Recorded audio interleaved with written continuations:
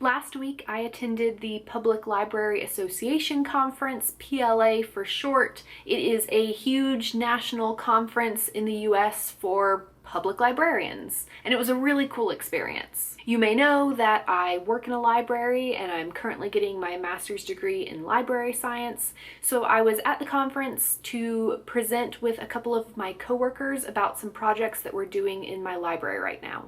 This was really my first big professional conference, so it was overwhelming and exciting, and I got to see and hear some great presentations, some talks from people like Stacey Abrams and Soledad O'Brien, and I met some authors and came back with a whole bunch of books.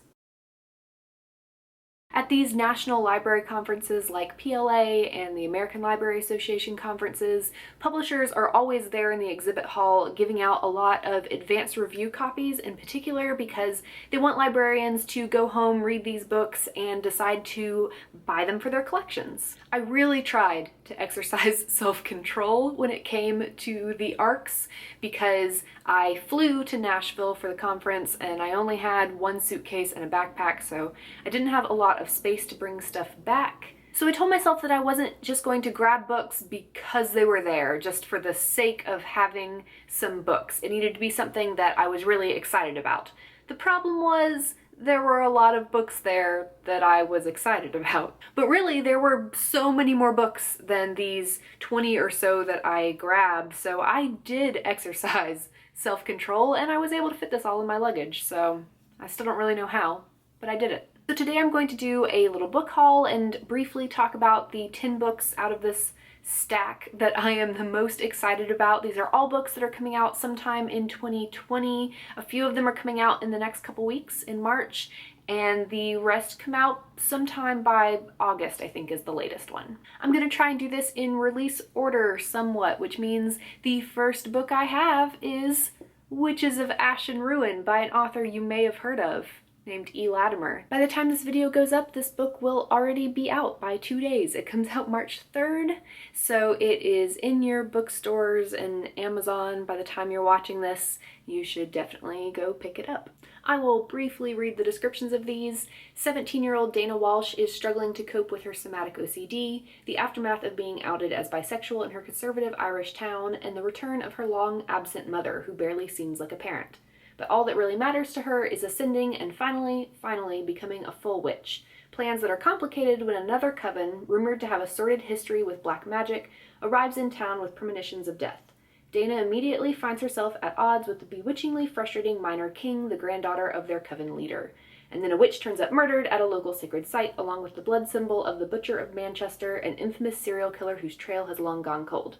The killer's motives are enmeshed in a complex web of witches and gods, and Dana and Minor soon find themselves at the center of it all. If they don't stop the Butcher, one of them will be next. I read a very early draft of this when Erin was writing it, and it was already amazing then, so I'm really excited to read the final version and see what changed and see how it's gotten even better. And like I said, you should definitely go out and buy it or get it from your library or whatever, some way to support Erin, because we all know she's amazing and the book is going to be great too. Another book that's coming out this Tuesday, March 3rd, is The Winter Duke by Claire Eliza Bartlett. I was really excited when I saw this one on the little brown table because it was one of my most anticipated books for this year. When Ikata's brother is named heir to Kilma Above, there will be nothing to keep her at home with her murderous family. Just as escape is within reach, her parents and 12 siblings fall under a strange sleeping sickness that claims everyone but Ikata herself. In a single night, Ikata inherits her father's title, her brother's warrior bride, and ever-encroaching challengers for the throne from outside, and within her own ministry. Nothing has prepared her for rule, for war, for love, or for a crown she has never wanted. If Kilma Above is to survive, Ikata must seize her family's power, and if Ikata is to survive, she must quickly decide how she will wield it. I've actually already started this one. I read it kind of during the last couple days of the conference and on my flight home. I'm about 60 pages in, and I'm really enjoying it, and I'm excited to see where the story goes because the description sounds amazing. It's also described as part Sleeping Beauty, part Anastasia, so it was pretty cool.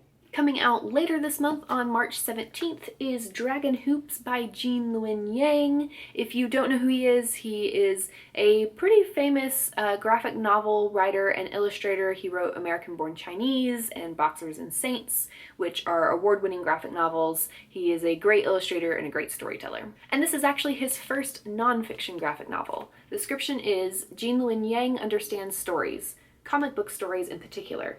Big action, bigger thrills, and the hero always wins. But Gene doesn't get sports. As a kid, his friends called him Stick, and every basketball game he played ended in pain. He lost interest in basketball long ago, but at the high school where he now teaches, it's all anyone can talk about. The men's varsity team, the Dragons, is having a phenomenal season that's been decades in the making.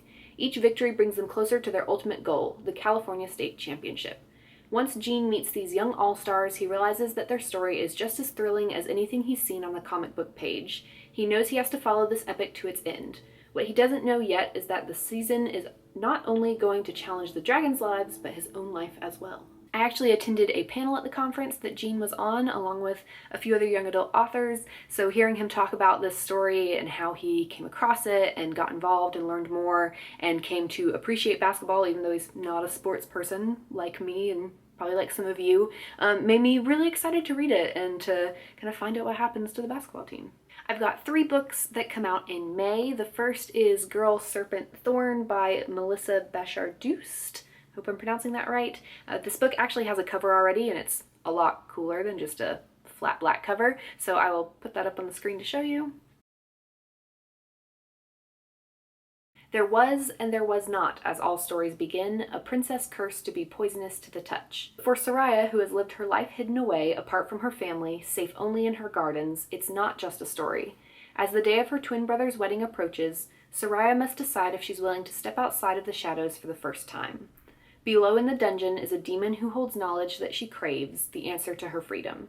And above is a young man who isn't afraid of her, whose eyes linger not with fear, but with an understanding of who she is beneath the poison. Soraya thought she knew her place in the world, but when her choices lead to consequences she never imagined, she begins to question who she is and who she is becoming, human or demon, princess or monster. I haven't read any of Melissa's books yet, but I know a lot of people like Girls Made of Snow and Glass, and this just sounds like my kind of story with princesses and curses and things, so I am really excited for it. Next is Felix Ever After by Kacen Callender, which just has such a bright and gorgeous cover. I love it. Felix Love has never been in love, and he's painfully aware of the irony. What's worse is that, despite being proud of his identity, Felix also secretly fears that he's one marginalization too many, black, queer, and transgender, to get his own happily ever after. But when his plans to get revenge on an anonymous transphobic bully via catfishing land him in a quasi-love triangle, he'll learn a thing or two about falling in love, and recognizing the love that may have been there all along. I am deeply fascinated by the show Catfishing. I think that's what it's called, the one about people who catfish people, so a book that involves it sounds pretty interesting, and I'm also really happy to see a book about the intersectionalities of being black and trans. Definitely fills a space that is needed in the young adult literature world, so really excited to read this one. It sounds fun and interesting, and I can't wait to get to it. And the last May book is Clap When You Land by Elizabeth Acevedo. I've read both of her previous young adult books, The Poet X and With the Fire on High, and I adored both of them, so I'm really excited that I was able to get her next book. Camino Rios lives for the summers, when her father visits her in the Dominican Republic. But this year, on the day when his plane is supposed to land, Camino arrives at the airport to see crowds of crying people. In New York City, Yahaira Rios is called to the principal's office, where her mother is waiting to tell her that her father, her hero, has died in a plane crash. The two girls are forced to face a new reality in which their father is dead, and then, when it seems like they've lost everything of their father, they learn of each other. So yeah, that is a really interesting premise that I haven't read before, and I'm sure it's gonna tug at my heartstrings and make me want to cry, just like all of Elizabeth Acevedo's other books. It's also a novel in verse like The Poet X, so I'm excited to see her go back to that form. And yeah, I can't wait to read this one and see what I think of it. Coming out June 2nd is The Vanishing Half by Brit, Bennett. I had not heard of this book before PLA. It is adult fiction, so not the book world that I'm quite as tuned into, but I was walking through the exhibit floor and someone was like, hey, we have a book signing going on, and I read the description and it sounds really interesting, and I got to get it signed, and I'm really interested to read this one. The Vinez sisters will always be identical, but after growing up together in a small southern Black community and running away at age 16, it's not just the shape of their daily lives that is different as adults. It's everything, including their racial identities. 10 years later, one sister lives with her Black daughter in the same southern town she once tried to escape. Across the country, the other secretly passes for white, and her white husband knows nothing of her past. Still, even separated by so many miles and just as many lies, the fates of the twins remain intertwined. What will happen when their own daughter's storylines intersect? Like I said, this is pretty different from what I normally read and talk about in here, but it is the kind of book that I actually am interested in. I just kind of forget to read them or never get around to reading them, where it kind of is these very personal stories intertwined over. This one covers from the 1950s to the 1990s, intertwining like all these different story threads together. So kind of like a literary fiction book, and I'm kind of excited to read something a little bit different. I've also got Cemetery Boys by Aiden Thomas, which is coming out sometime in June. I can't find the exact date. June 9th. Comes out June 9th. This is one I've seen people talking all over Twitter about, and the cover is gorgeous. I love the color scheme of it and everything, so I was really excited to come across it. When his traditional Latinx family has problems accepting his gender, Yadriel becomes determined to prove himself a real brujo. With the help of his cousin and best friend Maritza, he performs the quinces ritual himself, and then sets out to find the ghost of his murdered cousin and set it free. However, the ghost he summons is actually Julian Diaz, the school's resident bad boy, and Julian is not about to go quietly into death. He's determined to find out what happened and tie up some loose ends before he leaves. Left with no choice, Yadriel agrees to help Julian so that they can both get what they want. But the longer Yadriel spends with Julian, the less he wants him to leave. So some ghost romance and magic, and it just sounds like something I am really going to enjoy. Like I said, I'm really excited that I saw this one. And then coming out on June 30th is Mexican Gothic by Silvia Moreno-Garcia. This is another one that I saw mentioned on Twitter. I don't remember who recommended it, but I ended up looking it up because of whoever it was. I trusted them, I guess.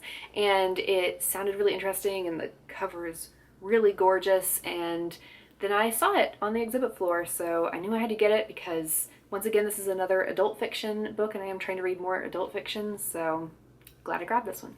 After receiving a frantic letter from her newlywed cousin, Noemi Taboada heads to High Place, a distant house in the Mexican countryside, unsure what she will find. Noemi is an unlikely rescuer. She's a glamorous debutante more suited to cocktail parties than amateur sleuthing, but she's also tough, smart, and not afraid. Not of her cousin's new English husband, a stranger who is both menacing and alluring. Not of his father, the ancient patriarch who seems fascinated by Noemi, and not even of the house itself, which begins to invade Noemi's dreams with visions of blood and doom. Noemi's only ally in this inhospitable place is the family's youngest son, but he too may be hiding something dark, for there are many secrets behind the walls of High Place, as Noemi discovers when she begins to unearth stories of violence and madness. Mesmerized by this terrifying yet seductive world, Noemi may soon find it impossible to save her cousin, or even escape this enigmatic house. And finally, Cut Off by Adrianne Finlay, which comes out in August. I saw this one pitched, I think, as Warcross meets Lost, and I love Lost, so instantly on my radar. Each contestant has their own reasons, and their own secrets, for joining the new virtual reality show Cut Off, that places a group of teenagers alone in the wilderness. It's a simple premise. Whoever lasts the longest without tapping out wins a cash prize. But what happens when tapping out doesn't work and no one comes to save you? What happens when the whole world seemingly disappears while you're stranded in the wild? 4 teenagers must confront their greatest fears, their deepest secrets, and each other when they discover they are truly cut off from reality. Sci-fi, mystery, and romance converge in this high-stakes, fast-paced read that will leave you guessing to the very last moment. I know there's been a lot of talk on Twitter lately about the young adult sci-fi market and how it's not the strongest and how it's hard to sell in traditional publishing, and I definitely feel that because I realized last year I read 100 books and like maybe 2 of them were new young adult sci-fi books. It wasn't much. So I really hope that I enjoy this one because it sounds like something that will interest me, and I need some more science fiction in my life, so hopefully it is good.